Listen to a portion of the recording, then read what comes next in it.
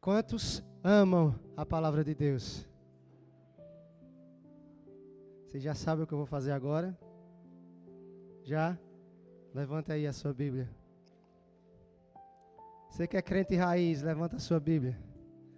Tudo bem, você que não trouxe a Bíblia de papel, mas você é raiz no seu espírito, levanta o seu celular, vai, eu deixo. Se você não tem a Bíblia de papel na mão, nem o celular no bolso, aí eu estou achando que no final do culto a gente precisa de um aconselhamento. Queridos, diga assim comigo, eu creio que esta Bíblia é a palavra de Deus. E eu sou o que a Bíblia diz que eu sou. Eu tenho o que a Bíblia diz que eu tenho.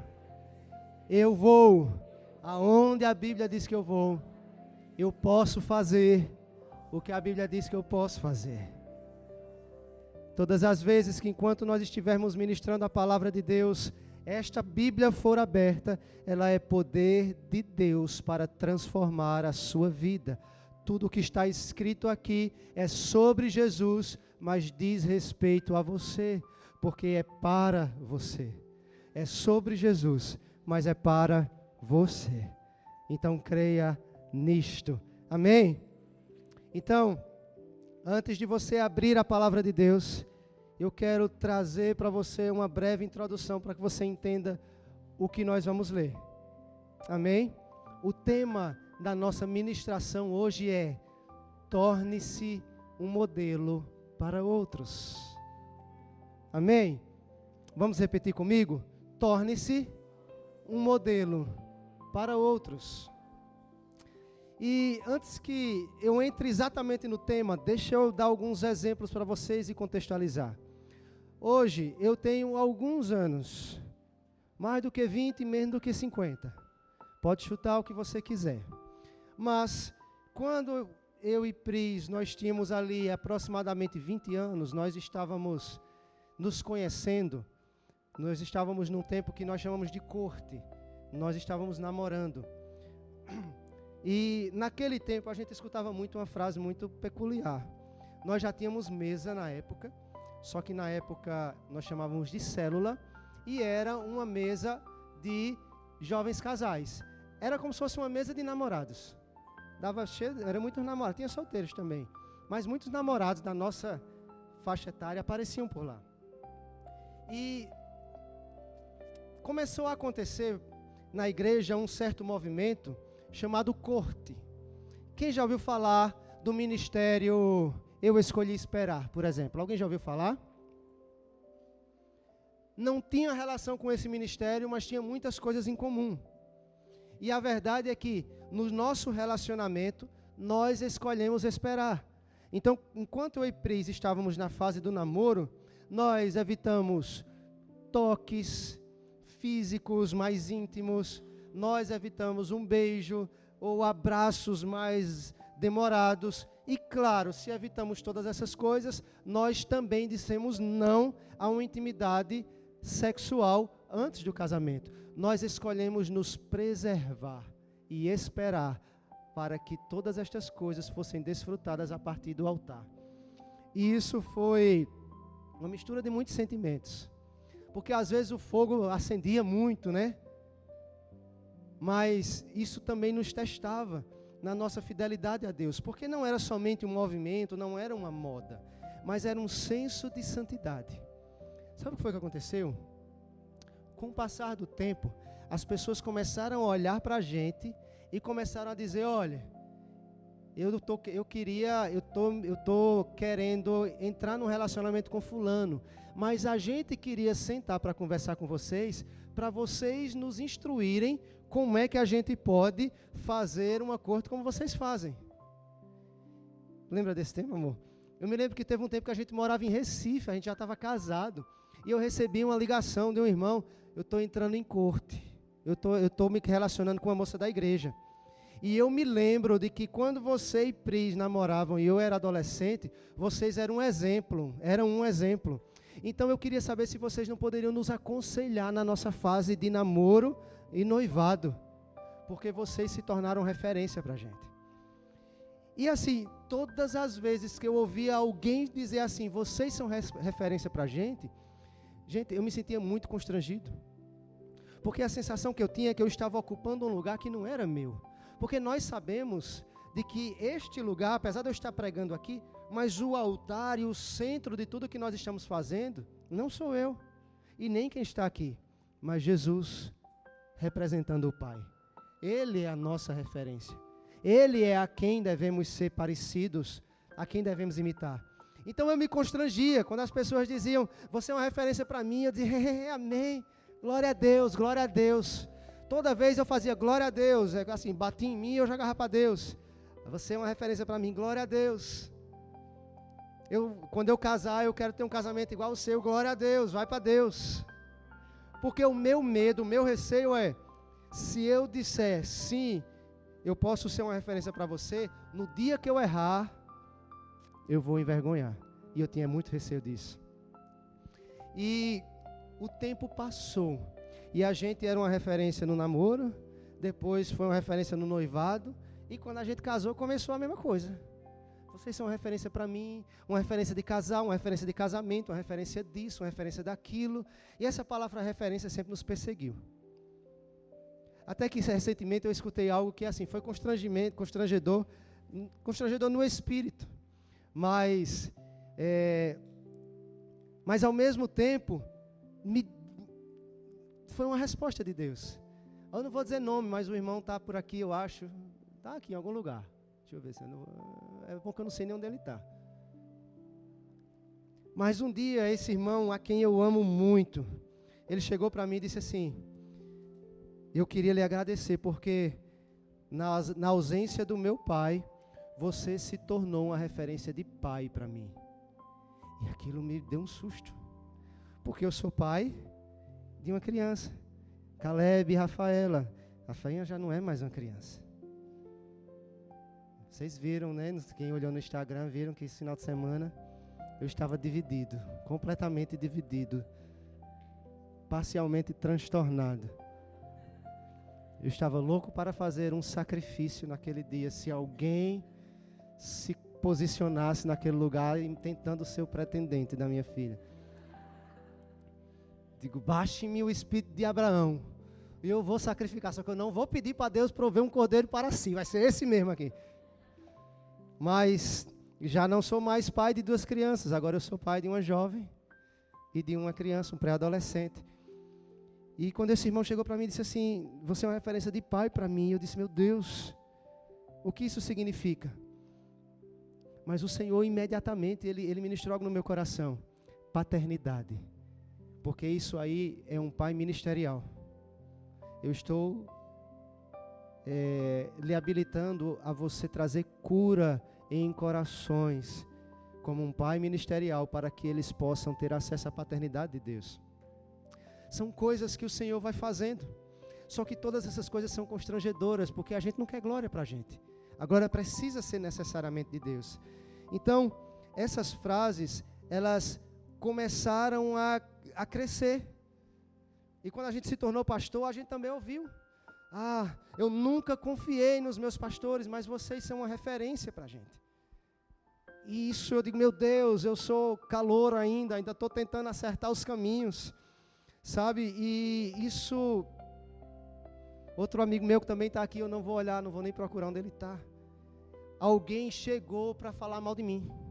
Falar mal entre aspas, porque eu tinha um amigo que estudou comigo na 5ª, 6ª série, 7ª, 8ª, naquela época.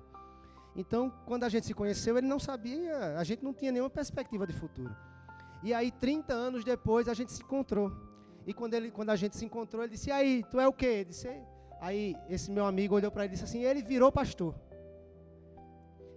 Eu fico imaginando de onde saiu essa expressão, virou pastor. Não é não? Porque eu sempre lembro, acho que é como se fosse um lobisomem. O pastor Edilson veio, aí me mordeu, aí eu virei um pastor de meia-noite. E de repente eu era um cara da TI e depois eu virei, aos domingos eu viro um pastor, entendeu? Digo, rapaz, não foi bem virar, não. Foi uma longa trajetória.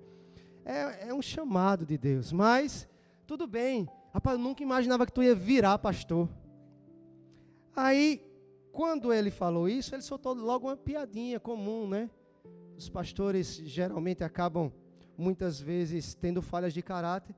E ele soltou uma piadinha. Não, rapaz, vamos ver isso aqui, porque pastor geralmente tem muito dinheiro. Aí esse meu irmão, ovelha querida, me defendeu. E eu me senti tão protegido naquela hora. Não fale do meu pastor não, viu? Que eu sei quem ele é. Eu coloco a minha mão no fogo por ele. Eu disse, olha. E é interessante porque ao longo da caminhada, nós vamos nos tornando referências. Então, eu vejo pessoas que precisam de referências para namorar, para noivar, para casar, para trabalhar, para ser homem, para ser mulher, para ser pai, para ser mãe, para ser pastor, para ser ovelha. Todo mundo procura referências. E a questão é que as pessoas estão procurando referências porque a maioria delas nasceram em ambientes tóxicos ou carentes. Eu não sei qual foi o seu caso, mas certamente alguma dessas coisas podem ter acontecido. Talvez você nasceu em um ambiente muito tóxico, em um ambiente onde o mundo era muito evidente, onde havia muita imoralidade, mentira, corrupção, infidelidade. Isso foi normalizado para você. Talvez você nasceu num ambiente onde você era um órfão de pai vivo. O que é um órfão de pai vivo? De pais vivos? São meninos e meninas que têm pais, mas que eles estão sempre ausentes. São meninas que não aprenderam a ser mulher com a sua mãe. São meninos que não aprenderam a ser homem com seus pais. São meninas que não aprenderam a vaidade no nível adequado com as suas mães. São homens que não aprenderam a ser machos com seus pais. Filhos órfãos de pais vivos. Talvez você nasceu num ambiente de violência. Vários tipos de violência. Você pode ter visto seu pai bater na sua mãe. Ou sua mãe bater no seu pai, que eu já vi alguns casos desse tipo também. Né? Você pode ter vindo de um lugar onde a violência era verbal. Todo mundo só falava gritando e xingando. Alguém já viu isso? Me dá um sinal só para saber se não acontece lá no Catolé. Pronto, eu cresci no Catolé. Eu tinha um pai que saía no portão, eu tinha um amigo que o pai dele saía no portão e xingava um palavrão bem grande, e aí o filho dele sabia que era com ele. Aí ele vinha lá da esquina e o pai xingava ele. E ainda xingava de aquele palavrão bem feio que se diz com a mãe do menino, ou seja, ele estava xingando a esposa. Ambientes com falta de referências. Eu me lembro de uma vez de um amigo que chegou na minha casa, batendo na porta da minha casa, desesperado. A gente era adolescente. E ele estava lá gritando, Davi, Davi, Davi. Davi era meu pai. Davi, Davi, Davi. E quando a gente escutou lá de dentro, meu pai saiu correndo de dentro de casa, eu acompanhei ele. Ele abriu o portão e disse, o que foi, meu filho? E ele disse, corre, porque papai bateu em mamãe. E aí tinha ali um menino de 11 anos que estava correndo para pedir socorro a um vizinho, porque o seu pai, que deveria ser a sua referência, estava batendo na sua mãe. E ele não tinha forças para defender. Então, são muitas coisas que acontecem. Filhos que aprendem a beber com os pais, a se drogar com os pais, a se prostituírem com os pais. Pais que levam filhos para o prostíbulo. Enfim, são inúmeros exemplos. Então, quando um homem e uma mulher que tem o Espírito, ou então que tem valores de Deus se levantam, eles são estranhos no meio de uma sociedade falida. Não é verdade? Porque se você disser que é honesto, as pessoas vão rir de você. Daniel, eu quero fechar um negócio contigo, agora tem um detalhe. Eu vou ter que fazer esse negócio assim, assim, assim, para a receita não pegar. Normal. Normal. Aí se Daniel disser, rapaz, é o seguinte, antes de você continuar, deixa eu lhe dizer uma coisa. Tudo que entra na minha conta eu vou ter que declarar, porque eu sou um cristão e eu não posso mais fazer isso. E aí você agora é estranho. Estranho.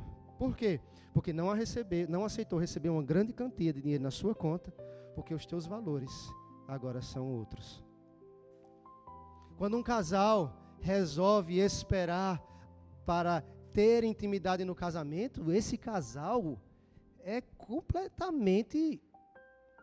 Eu já vi homens apostando dinheiro e dando dinheiro para as meninas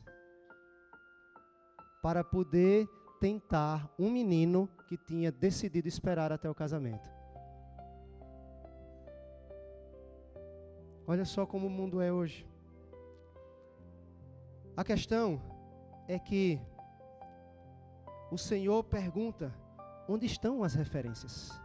Onde estão os homens e mulheres que vão poder ser referências para uma sociedade falida? Porque não basta apenas o pastor pregar do altar. Nós precisamos ter uma vida que seja capaz de ser imitável. E hoje eu estava meditando num texto que nós vamos ler, e eu fiquei confuso, porque eu pensei: Senhor, eu sempre me constrangi quando alguém disse que eu era uma referência. Mas aí eu comecei a fazer uma pesquisa rapidinha, e eu vi que Paulo, em praticamente todas as suas cartas, ele sempre deixou um versículozinho lá solto a respeito desse assunto. E eu quero ler bem rápido para vocês, para não me demorar muito. A gente não vai nem projetar, eu acho. Eu só quero que vocês entendam o que eu vou ler, tá certo? Paulo escreveu assim, em 1 Coríntios, capítulo 11, ele disse assim: tornem-se meus imitadores, assim como eu sou de Cristo. No capítulo 4, ele disse: portanto, eu suplico a vocês que sejam meus imitadores. Em Filipenses, ele disse assim: irmãos, sigam unidos o meu exemplo e observem os que vivem de acordo com o padrão que lhe demos. Em Filipenses 4, ele disse: tudo que vocês aprenderam, receberam, ouviram e viram em mim, ponham em prática. Em 1 Tessalonicenses, ele disse: vocês se tornaram nossos imitadores e do Senhor. Em 2 Tessalonicenses, ele disse: pois vocês mesmos sabem como devem seguir o nosso exemplo. Novamente, em 2 Tessalonicenses, ele disse: não porque não tivéssemos o direito a isso, mas para fazer de nós mesmos um modelo para vocês seguirem. Em 1 Timóteo 4,12, não despreze pelo fato de você ser jovem, mas seja um exemplo para os fiéis na palavra, no procedimento, no amor, na fé e na pureza. E em Tito 2, ele disse assim: em tudo seja você mesmo um exemplo para eles, praticando as boas obras. E aí eu vi que a mensagem de Paulo não é somente uma mensagem do pregador para que vocês vivam o que eu estou pregando, mas para que vocês imitem o que eu estou fazendo. E aí eu entendi que ser referência não era somente assim, um apelo das pessoas e um constrangimento, mas ser referência é uma necessidade, porque o reino funciona com imitação. Diga assim comigo: o reino funciona com imitação. Como assim? Sedes meus imitadores, assim como eu sou de... Um imita Cristo. E aí você imita Cristo. E aí você que reflete Cristo pode agora também ser imitado. Então as pessoas podem olhar para você e no mundo carente de referências dizer: Renan, cara, você transmite para mim um tipo de paz. Você é uma referência para mim. O que é que você acha que eu devo fazer? Ele não está te engrandecendo, mas ele ainda não conhece a Cristo. Mas ele viu Cristo em você. Então ele está tentando chegar em Cristo através da sua vida. Ele está observando você, que você é honesto, justo, fiel, você tem valores, você carrega dentro de você algo que o mundo não tem. E aí as pessoas começam a dizer: tudo bem, o mundo é legal, mas você é diferente.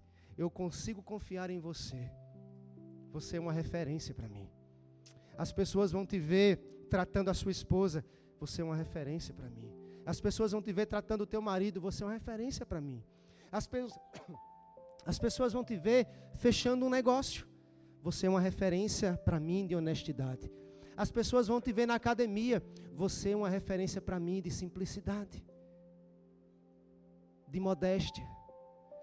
Então, o mundo procura referências. E Paulo disse assim: sejam meus imitadores, assim como eu sou de Cristo. E o que ele está dizendo é: me imitem, para que outros possam imitar vocês também. Sabe, queridos, e nós vamos ler um texto, e eu queria ler junto com vocês.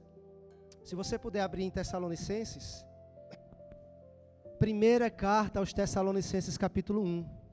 Fica logo depois de Colossenses, que fica logo depois de Filipenses. Nós vamos ler a partir do versículo 2, tá certo? E quem precisar pode acompanhar no telão. 1 Tessalonicenses 1, 2. Faz essa leitura, vou fazer ela bem tranquila, eu queria que você entendesse algumas coisas. Diz assim: sempre damos graças a Deus por todos vocês. Quem escreveu foi o apóstolo Paulo, tá certo? Mencionando-os nas nossas orações. Nós lembramos constantemente, diante do nosso Deus e Pai, do trabalho de vocês, que resulta da fé, do esforço motivado pelo amor, da perseverança proveniente da esperança no nosso Senhor Jesus Cristo. Nós sabemos, irmãos amados de Deus, que Ele escolheu vocês, porque o nosso Evangelho não chegou a vocês somente em palavra, mas também em poder, no Espírito Santo e em plena convicção. Vocês sabem como procedemos entre vocês em seu favor. Versículo 6. De fato, vocês se tornaram nossos imitadores, e do Senhor também. Pois, apesar das muitas aflições, receberam a palavra com alegria, que vem do Espírito Santo. Assim, vocês tornaram-se, diga de novo, vocês tornaram-se modelo para todos os crentes que estão na Macedônia e na Acaia. Vocês têm noção disso? Paulinho, tio Paulo, escreveu uma carta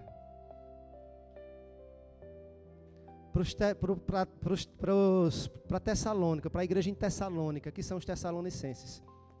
E ele disse assim: eu quero dizer para vocês que eu percebi quem vocês são e quem vocês se tornaram e como vocês têm se comportado. E sabe de uma coisa? Vocês são um modelo de igreja para toda a região.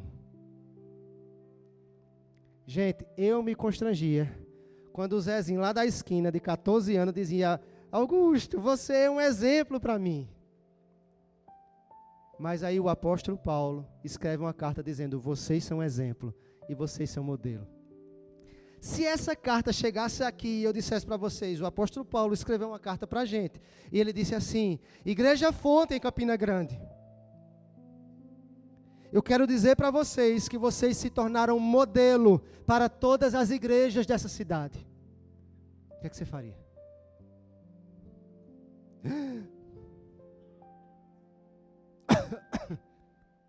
Como assim? O apóstolo Paulo escreveu. Glória a Deus. Só que as cartas do apóstolo Paulo rodavam as igrejas. O que é que vão pensar da gente? Vai todo mundo ficar olhando a gente, vai todo mundo ficar observando a gente. O que a gente não pode agora mais dar nenhum passo, que vai todo mundo dizer: eita, mas é modelo, é exemplo. Mas a verdade é que Paulo estava procurando homens e mulheres que tivessem cumprindo aquilo que ele disse: sejam meus imitadores. E ele encontrou esse tipo de gente em Tessalônica. E disse: eu quero dizer para vocês que vocês foram nossos imitadores e também do Senhor Jesus. Então eu posso dizer para vocês que se eu imito a Cristo e você me imita, então você está imitando a Cristo. Vocês se tornaram modelo. Eu gostaria que todas as outras igrejas fossem igual a vocês e procurassem nos imitar. Agora, como é que imita? Aí ele continua no versículo 8. Porque, partindo de vocês, propagou-se a mensagem do Senhor na Macedônia e na Acaia. Não somente isso, mas a fé que vocês têm em Deus também se tornou conhecida por toda parte. O resultado é que não temos necessidade de dizer mais nada sobre isso. Olha que massa. O resultado é o seguinte: Todo mundo está falando de vocês. E eu não preciso dizer mais nada, porque eu só quero dizer para vocês que o que eles estão falando é verdade. Abram o olho. Vocês se tornaram imitáveis. E isso é cristianismo. Sermos imagem e semelhança de Deus através da imitação de Jesus Cristo. Versículo 9. Pois eles mesmos relatam de que maneira vocês nos receberam, como se voltaram para Deus, deixando seus ídolos a fim de servir ao Deus vivo e verdadeiro, e esperar dos céus o seu Filho, a quem ressuscitou dentre os mortos, Jesus, que nos livra da ira que está por vir. Sabe, queridos, o que Paulo estava dizendo aqui é que ele viu na igreja dos Tessalonicenses uma marca de uma igreja modelo. E como eu estou escutando muito o pastor Hernandes Dias Lopes, eu anotei aqui 4 pontos sobre quais são as marcas de uma igreja modelo que Paulo identificou. Porque ele disse, vocês são um modelo, mas ele disse por que são um modelo. E eu queria bem rapidinho passar por esses pontos, só para você entender o que é uma igreja modelo. Primeiro ponto de o que é uma igreja modelo é de que ele sempre tem a motivação certa. Versículo 3 do texto que a gente acabou de ler. Lembramos constantemente diante de nosso Deus e Pai do trabalho de vocês que resulta da fé, do esforço motivado pelo amor, da perseverança proveniente da esperança no nosso Senhor Jesus Cristo. Ou seja, o que move uma igreja que parece com Cristo, diga comigo, a fé, o amor e a esperança em Cristo. Não é crescimento, relevância e governo. Fé, amor e esperança é em Cristo. As marcas de uma igreja que se parece com Jesus. Ela tem esse fundamento em tudo que ela faz, toda a sua movimentação, tudo que ela prega, tudo que ela anuncia, tudo que ela canta, estão em torno da fé. O que é a fé? É a palavra de Deus falada, entrando em nossos corações e gerando em nós um tipo de convicção. Fé, ela só brota desta palavra. Quando pregamos a palavra, pregamos fé. Sem palavra não tem fé. Amor, que está na nossa comunhão e esperança. Uma igreja que espera em Cristo, que coloca toda a sua expectativa em Cristo. Sabe, nós não procuramos ser grandes, relevantes, prósperos ou de referência. Nós procuramos frutificar fé, amor e esperança. O segundo ponto que Paulo percebeu foi que uma igreja que ela é modelo, o Espírito Santo tem liberdade. Versículo 4 e 5. Sabemos, irmãos amados de Deus, que Ele os escolheu, porque o nosso Evangelho não chegou a vocês somente em palavra, mas também em poder, no Espírito e em plena convicção. Diga comigo, poder do Espírito.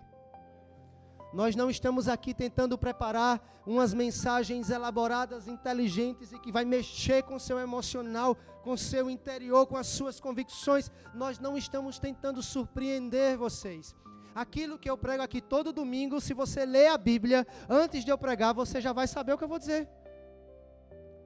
Porque está escrito e eu não preciso escrever mais. Talvez eu lhe ajude a compreender e a aplicar o que está escrito. Mas a pregação está escrita aqui. Esta é a palavra. Mas Paulo disse assim, não é apenas palavra, mas também poder do Espírito, liberdade do Espírito. O que foi que aconteceu hoje aqui antes de nós ministrarmos a palavra? O Espírito Santo, com o seu poder, trouxe uma direção para se mover em um tipo de intercessão e de toque e de ativação no Espírito. O Espírito, Ele quer continuar curando, libertando, transformando, atuando nas famílias, restaurando as casas. Ele quer continuar convencendo os corações corruptos. Ele quer continuar sendo proclamado na cidade. Ele quer continuar sendo derramado como línguas, como de fogo. O Espírito Santo, Ele continua batizando. Ele continua falando, Ele continua inspirando a profecia.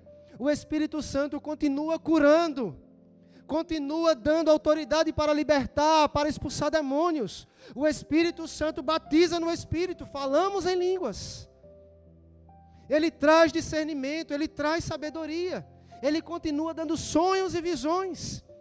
Todas essas coisas precisam necessariamente acontecer aqui, ó. Eu adoro quando chega aqui no domingo e um irmão diz: pastor, eu tive um sonho. Digo, glória. Aí o outro diz: tive uma visão. Glória. Pastor, tu soube que no Bibrave fulana foi batizada no Espírito Santo. Aleluia. Pastor, a gente orou e aquela pessoa estava doente, enferma, e quando terminou o culto ela estava curada. Glória a Deus. Nós tivemos uma impressão de orar por fulano e depois descobrimos que fulano estava clamando a Deus para que Deus respondesse a sua oração. Poder do Espírito. É o Espírito quem conduz a igreja. Quando há condução do Espírito, isso é o poder. Não confunda o poder do Espírito apenas com manifestações. Uau, a parede tremeu, o céu se abriu, um anjo apareceu. Não é necessário nenhuma dessas coisas acontecerem. Podem acontecer? Podem. Se um dia nós estivermos pregando aqui, o chão tremer, pelo amor de Deus, segure nessa coluna. Que coluna, né, Valdir? Porque o Senhor pode fazer esse chão tremer. Mas sabe qual é a maior manifestação do poder do Espírito? É quando alguém estiver sentado nessa cadeira e ele chegar aqui com o seu coração corrompido, cheio de pecados, e ele ser convencido de que a vida que ele leva não vale a pena e que ele precisa desesperadamente encontrar o Senhor Jesus. Sabe como é o nome disso? Poder do Espírito Santo. Porque nenhum homem convence do pecado, do juízo, somente o Espírito. Se ele não se manifestar, serão só palavras lançadas ao vento. Então, uma igreja modelo, o Espírito Santo é livre. Aqui nós pregamos, cantamos, oramos, profetizamos, eu anotei. A gente pode pregar, cantar, orar, profetizar, falar em línguas estranhas, dançar, chorar, se ajoelhar, clamar, fazer declarações proféticas e qualquer outra loucura diante dos homens. E não nos envergonharemos. Não nos envergonharemos do poder do Espírito e da palavra que o Senhor nos deu. Nós não nos envergonharemos nem do Evangelho, nem da mensagem que o Senhor nos confiou, nem do mover do Espírito que Ele resolveu fazer em nosso meio. Esses somos nós. Amém? Terceiro ponto de uma igreja modelo: suportam palavras duras com alegria. Gente, isso é uma das coisas que eu não entendo em vocês. No versículo 6 diz assim: de fato, vocês se tornaram nossos imitadores e do Senhor, pois, apesar das muitas aflições, receberam a palavra com alegria, que vem do Espírito Santo. Toda quinta-feira eu tenho uma mesa lá em casa, e eu digo aos irmãos, eu só prego depois que alguém falar como foi o culto. O povo lá da mesa é tudo com um caderninho aí para anotar, porque senão não tem mesa. E aí eu pergunto, como foi a mesa para você, Júnior? Aí a resposta que eu mais escuto: rapaz, foi uma bênção. Eu digo, bênção não é resposta. Diga mais um pouquinho. Como é que foi? O que foi que Douglas pregou? O que é que você sentiu? Aí qual é a segunda resposta que eu mais escuto? Rapaz, foi bom demais, a gente recebeu cada lapada do Espírito Santo. Eu saí de lá todo roxo, todo quebrado. Só que isso aconteceu um domingo, 2, 3, 4, 10, e eu comecei a achar isso estranho. Espírito Santo, será que eu estou fazendo certo? Porque a sensação que eu tenho é que todo domingo o Senhor dá uma pisa no povo e aí depois a culpa fica comigo. Eu leio a Bíblia, o povo apanha, e aí eu volto para casa e fico cheio de conflito. Pastor, tu fica cheio de conflito, tem dia que eu nem durmo. Precisa é testemunha. Teve dia ela dizer assim, meu filho, pelo amor de Deus, confie, você não pregou a palavra? Preguei, você falou alguma heresia? Não, então vá dormir, em nome de Jesus. Eu tô melhorando agora. Mas já teve dia da gente entrar no carro e botar para chorar. Ah, meu Deus do céu, ninguém vai voltar mais nunca. Por quê? Porque o evangelho, ele tem um tipo de alegria que confunde os demônios, Satanás. Esse mundo não entende. Olha o que Paulo disse. De fato, vocês se tornaram meus imitadores. Como assim, meus imitadores? Porque, diante das muitas aflições, receberam a palavra com alegria. A gente vem, apanha e sai sorrindo. Não é não? Como é? E ainda diz até o próximo domingo. O que é isso? Isso é coisa de crente. Crente cheio do Espírito Santo. É assim mesmo que funciona. Se você quiser ter o teu coração amaciado, tem um aplicativo que faz isso. Tem. Mas se você quiser levar uma lapada e ainda sair daqui sorridente, você vem escutar a palavra. E foi o que Paulo estava dizendo. Marcas de uma igreja modelo é aquela que apanha e sai sorrindo para casa. Por quê? Vou para casa ajustar. Deus falou comigo, Deus está. E aí você vê Deus trabalhando na sua vida. Você era um cafajeste, um caba que não prestava, uma mulher mentirosa. Você, olha quem a gente era, e tu apanhou. Aí ajustou um pouquinho, né? Aí no outro domingo levou mais uma lapada, aí vai ajustando. Aí daqui a pouco você percebe que, rapaz, eu já não sou mais do mesmo jeito, a minha casa já não está mais do mesmo jeito, sabe? A minha resposta já não é mais a mesma, meus pensamentos já não são mais o mesmo, eu já não tenho mais desejo de fazer a mesma coisa. Mas eu apanhei, faz 2 meses que eu estou apanhando todo domingo. Mas é porque no meio da tua vida atribulada que você tinha, você precisava ouvir uma palavra para te dar uma rasteira todo domingo, para ver se você percebia que o lugar onde você estava não valia a pena. E Paulo disse, finalmente vocês começaram a me imitar, né? E começaram a pregar o que eu prego, e a viver o que eu vivo. E já faz uns 6 meses que a gente está só nas cartas de Paulo, então aqui, meu filho, é Havaiana todo domingo, viu? Vou dizer para você, ainda faltam algumas. Então, a terceira marca de uma igreja modelo é, suportam as palavras duras do Espírito com alegria. E a quarta marca, evangeliza e dá bom testemunho. Que coisa linda. Versículo 8.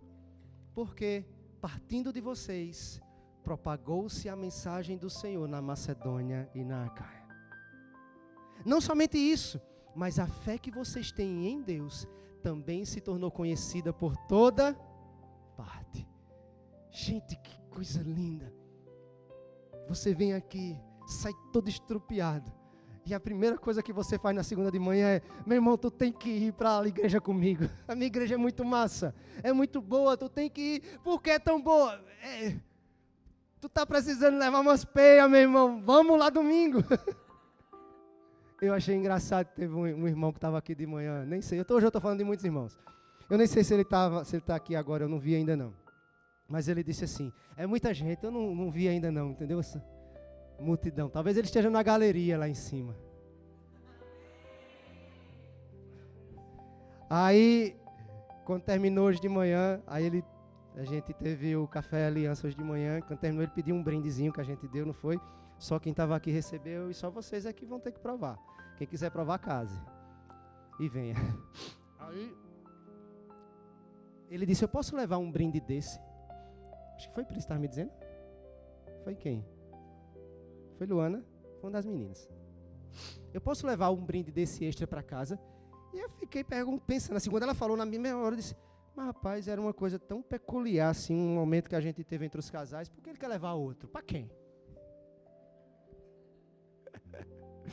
Minha mente carnal, Jesus, me perdoa.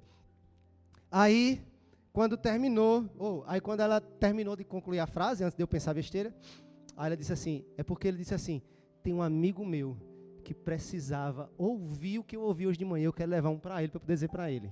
Mais ou menos isso. Vocês sabem o que foi que a gente falou hoje aqui de manhã? Hã? Vocês acreditam que o pastor dessa igreja estava xingando os irmãos hoje de manhã? Apelidos bíblicos. E ele disse, eu tenho um amigo que precisa vir para cá ouvir esse negócio. Eu digo, pronto. Queridos, uma igreja modelo, ela evangeliza e dá bom testemunho por onde você passa. Ah, de onde você é? Da fonte. Eita, aquela igreja lá, é? Ouvi falar. Que lá não alisa não.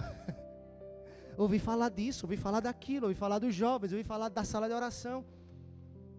Sabe, você diz, é verdade, a gente está vivendo algo, eu cheguei lá desse jeito, Jesus pegou minha vida, mudou e transformou. E você diz quem você é e o que Jesus tem feito na sua vida. E Paulo diz, uma igreja modelo abre a boca e fala, e os outros conhecem a igreja por causa do teu testemunho. Olham para você e veem que você carrega algo diferente. Vem a mudança na sua vida. E quando vem a mudança na sua vida, relaciona o quê? Ao Deus que você tem, à palavra que você ouve, ao Espírito que você carrega, ao lugar que você congrega.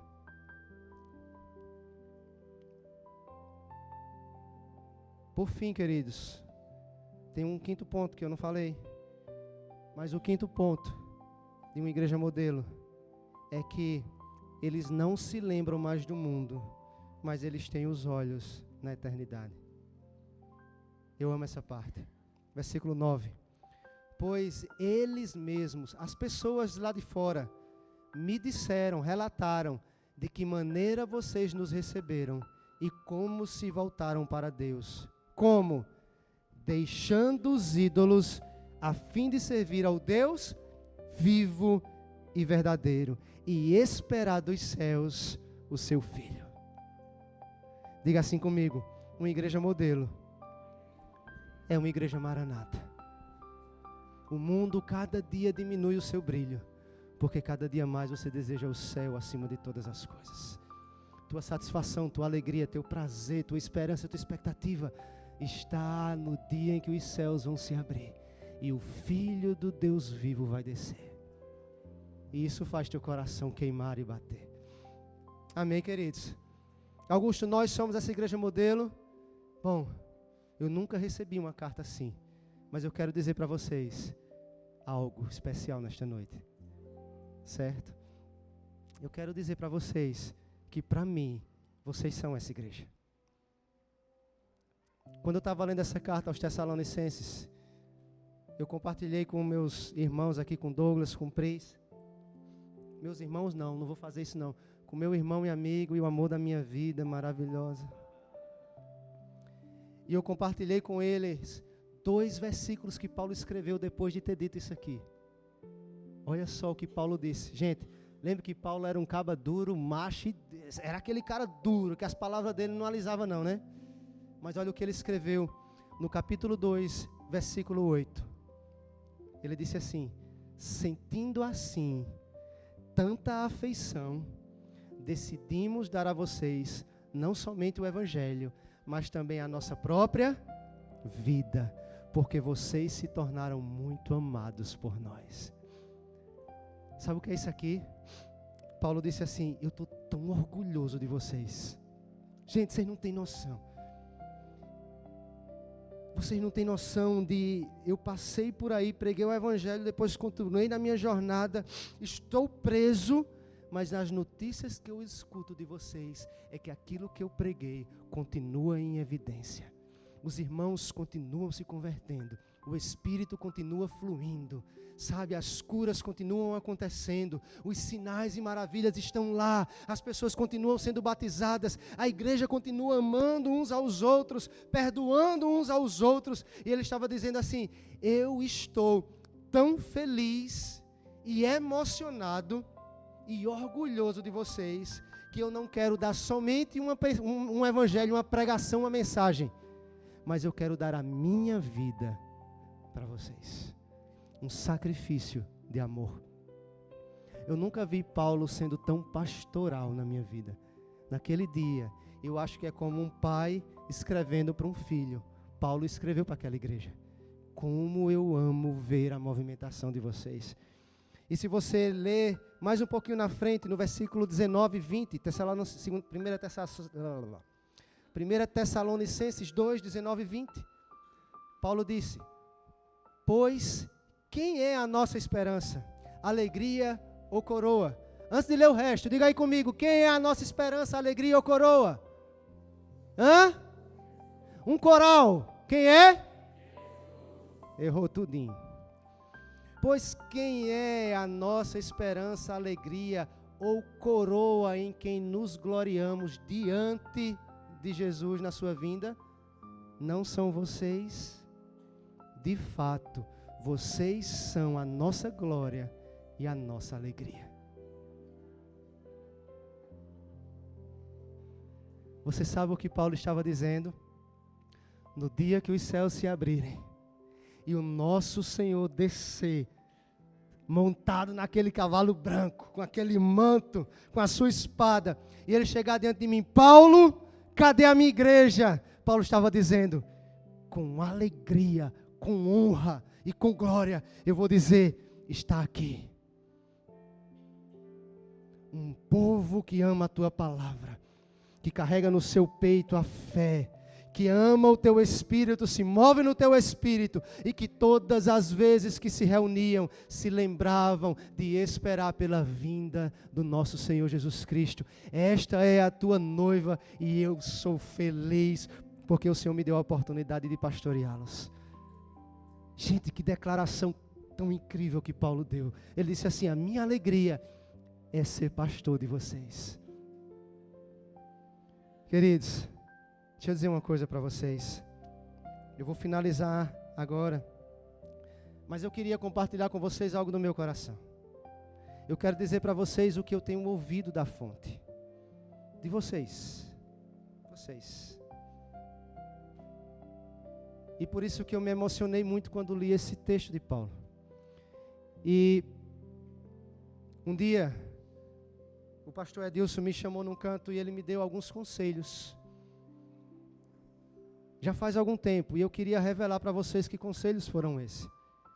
E ele, como um pastor e um pai espiritual, ele disse assim: cuide bem das suas ovelhas, porque Deus já lhe deu os próximos pastores desta casa. E é interessante porque às vezes a gente nem vê, mas ele chegou aqui, ele olhou assim, ele viu vários pastores aqui. E ele disse assim: invista em Greg e Ana, porque o coração deles carrega uma pureza que nós vemos em poucos ministros nos dias de hoje. E desde então eu estou cercando eles. Vocês estão bem? Vocês estão felizes? Como é que está o coração de vocês? Porque eu preciso pastorear a pureza que está no coração deles. Cadê o líder do acolhimento? Ele chegou para mim e disse assim: olha, o que vocês estão fazendo no acolhimento em Campina Grande se tornou uma referência para a gente. Eu estou dizendo ao pessoal para fazer igual do jeito que vocês fazem. E aqui me pegou de surpresa. Eu disse: o que é que a gente faz, hein? Conta aí. Ô pastor, que maravilha! Agora diz o que é que a gente está fazendo, que eu também não sei não. Vocês sabem? E ele disse: não percam a identidade que Deus deu a vocês. Continuem sendo assim. Vocês não precisam ser iguais a gente. Sejam desse jeito que Deus fez vocês. É assim que o Espírito precisa que vocês sejam. Se vocês começarem a ser iguais a gente, vocês vão perder o propósito que Deus tem para vocês. E um dia, eu estava tentando trazer o pastor aqui para ministrar na igreja, porque eu queria que ele viesse aqui para pregar para vocês, porque eu amo a pregação dele, e ele sempre mexe, ele ativa muito meu espírito. E aí eu queria que ele viesse aqui, para que ele pudesse ver vocês, pregar, de repente se levantar, profetizar aqui na vida de um, declarar, ungir um pastor, quem sabe? Vem. E eu tentei trazer ele em janeiro, deu errado. Em fevereiro, deu errado. Em março, deu errado. Chegou abril. E nada. Eu acho que eu fiquei quase 6 meses tentando trazer ele aqui. Nesse período, ele foi em outra igreja. E ele foi lá várias vezes. Pastor, o senhor pode vir esse mês? Não, irmão, minha agenda, não sei o quê. Eu vou tentar, mas não garanto não. Aí, quando era domingo, estava em outra igreja. Aí eu sei que chegou um tempo que dentro de mim eu estou fazendo alguma coisa errada. Aquela carnalidade que a gente carrega, né? Eu estou fazendo alguma coisa errada. Eu estou achando que o pastor não está mais gostando de mim, não. Eu vou mandar uma mensagem ao pastor, diga logo, diga o que eu estou fazendo errado, eu ajeito, não tem problema nenhum, não. O senhor quer mandar outro pastor para cá? Mande. Se for eu o problema, não tem problema. Oxe, aqui tem um monte, eu mando, eu digo. E eu fiquei agoniado, e fiquei chateado, e fiquei com raiva, e dormi, murmurei, e não sei o quê. Até que um dia, o pastor Rai, conversando comigo, ele disse assim: rapaz, eu tenho observado o Instagram da igreja de vocês, e é notável como vocês são uma igreja saudável. A gente vê que os irmãos estão lá com um coração verdadeiro, que eles se alegram, que eles amam a casa. É notório para quem vê, para quem está de fora e vê.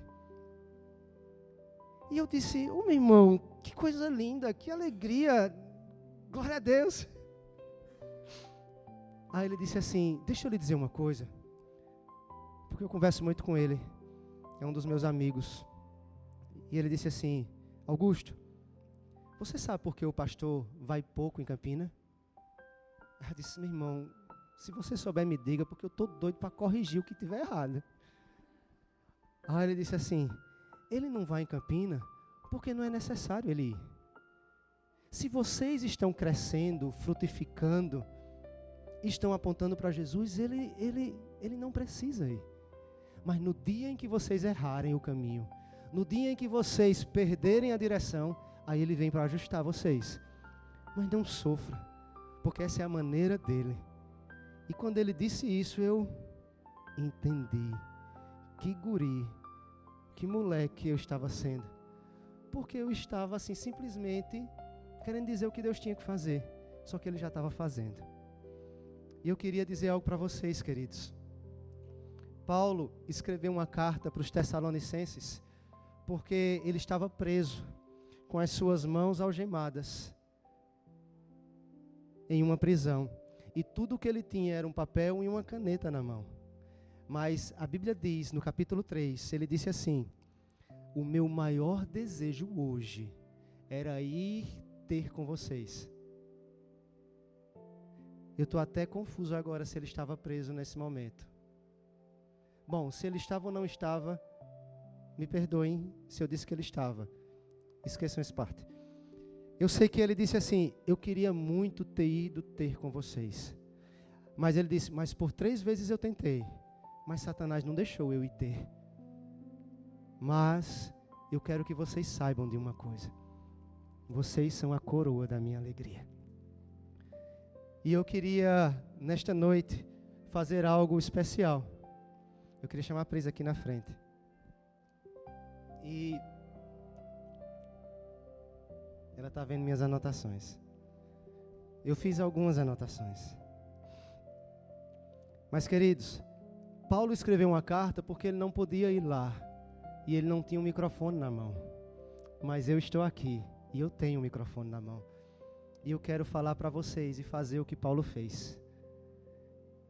Quando eu li essa carta de Tessalonicenses, aos Tessalonicenses, eu entendi como é importante um pastor dizer para as suas ovelhas aquilo que ele vê. E eu quero dizer para vocês o que eu vejo. Certo? Eu anotei alguns nomes e talvez eu esqueça outros.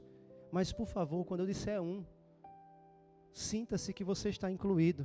Porque eu sou falho e eu não vou conseguir lembrar de tudo e de todas as coisas. Mas eu quero trazer algumas coisas. Eu quero dizer que assim como Paulo viu todas aquelas qualidades em Tessalônica, nós como pastores, nós vemos Douglas e Marisa cuidando dos jovens dessa casa como um Be-Brave. Nós vemos, Douglas, que na sexta-feira, enquanto eu estava no aniversário da minha filha, comendo bolo, pastel e coxinha, Douglas estava ali com Marisa e seu staff, recolhendo as roupas pela cidade, carregando no caminhão de Daniel, levando para a casa deles e ficando até 2 da manhã, separando as coisas, separando as roupas, planejando como ia ser. Depois, no sábado à noite, fizeram um culto aqui do Be-Brave até 10 horas da noite. E depois foram dormir, não sei que horas, e acordaram às 3 para ir para o brechó. E venderam roupas lá no sol quente. Até que horas? Até umas 8h30. E quando foi 9 horas, ele apareceu aqui para tomar café com a gente no Café Aliança. E agora está aqui conosco no culto. E nós vemos tudo isso. Não só ele, mas Douglas, Marisa, Tony, Nayara, que estavam com ele, Daniel, Ângela, sabe, Lucas. Gente, nós vemos Valdir Renali cuidando dessa casa todas as semanas. Eu nem sei como é que essa casa fica limpa, porque tem domingo que a gente faz uma bagunça aqui. Hoje de manhã, queridos, nós fizemos um café da manhã aqui. Nós tínhamos mais de 60 pessoas aqui comendo e sujando o chão. Celebramos, e quando a gente saiu tinha flores por todo lugar. E aí eu volto algumas horas depois e está tudo limpo.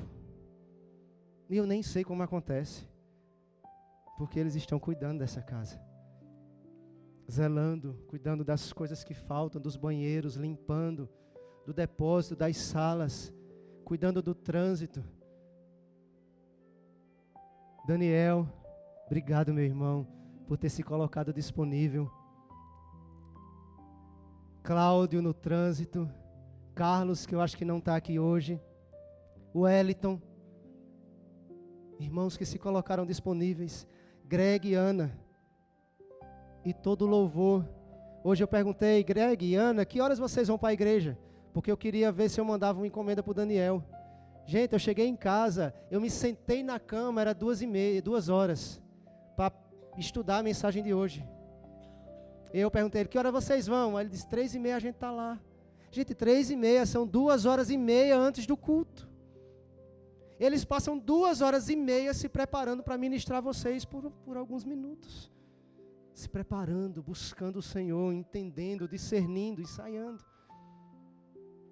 E aí vem Greg, Ana, todo o Sounds, Caio, Larissa, Manu, meu Deus, Daniel, Marquinhos, Gustavo, toda a técnica que está ali ajudando, Gabriel, meu Deus, vou perder os nomes. Eu olho, Luana, Maria, Marcela, como elas trabalharam pelo Café e Aliança, que zelo, que amor. Passaram a semana pensando numa decoração, pensaram vários dias, definiram a decoração.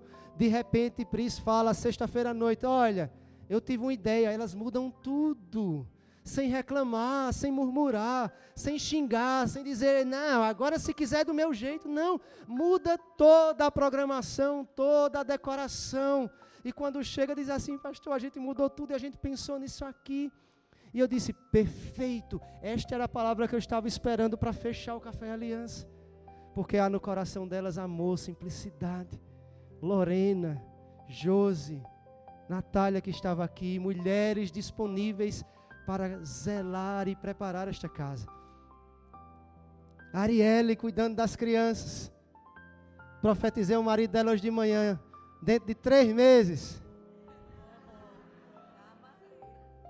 É porque ela disse, pastor, eu queria tanto um marido, isso foi no ano passado. Eu disse, dentro de 1 ano o Senhor vai fazer. Aí falta 3 meses. Gente, ela já tem um apartamento, transporte, ganha bem, é boa cozinheira. Você não acha que em 3 meses a gente resolve isso, não? Me ajudem. Marcela, Claudiane, que estão sempre cuidando dessa mesa. Tem mais alguém que ajuda com a mesa da ceia?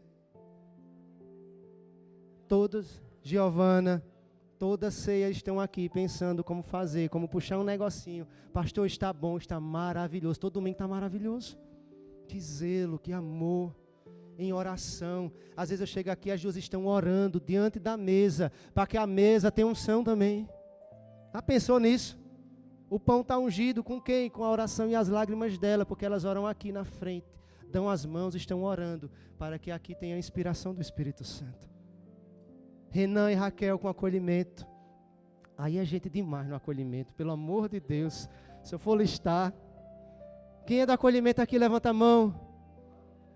Todo mundo dê glória a Deus pelo acolhimento.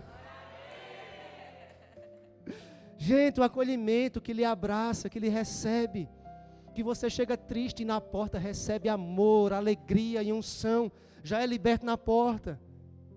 E eu quero dizer que a gente vê tudo isso, como vocês são incríveis. Raquel comover com as meninas.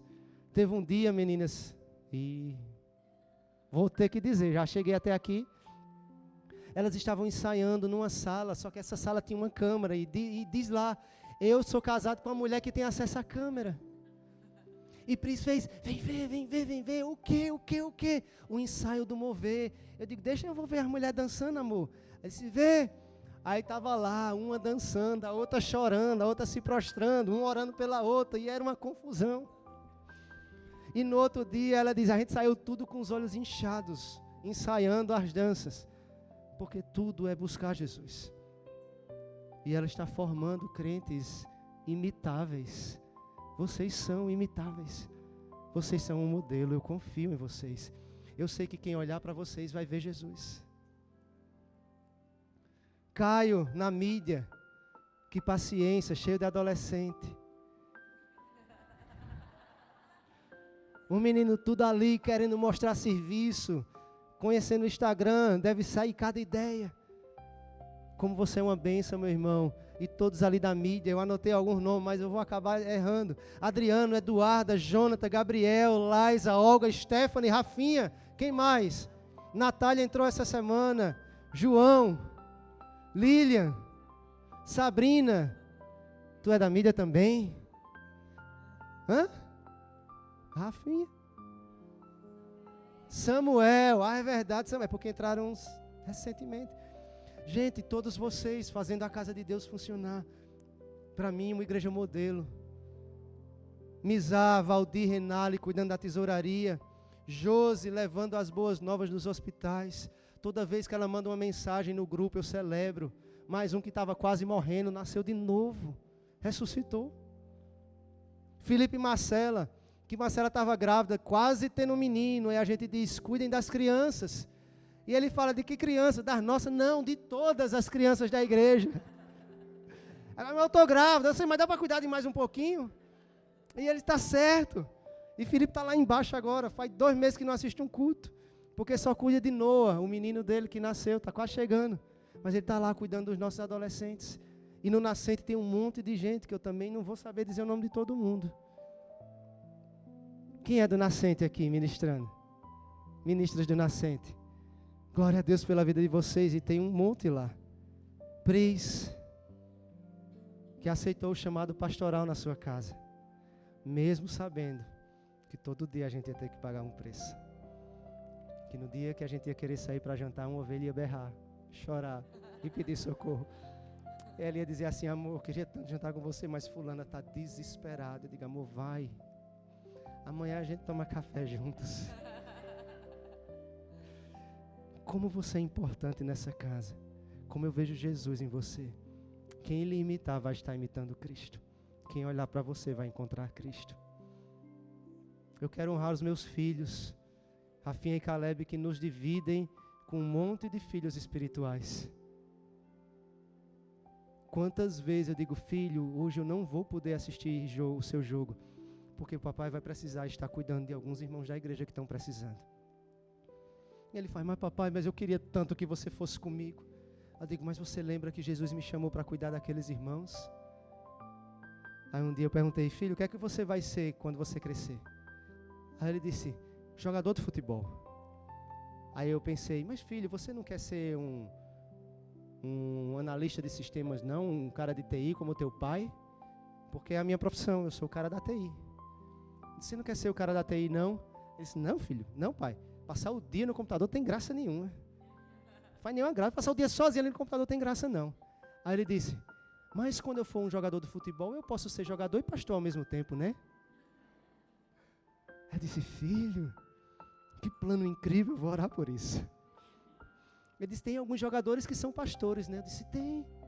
E eu acho que Jesus ia adorar que você fosse pastorear alguns jogadores de futebol. Queridos, eu quero dizer para vocês e encerrar, lendo. Você pode ficar de pé? Nós vamos ceiar.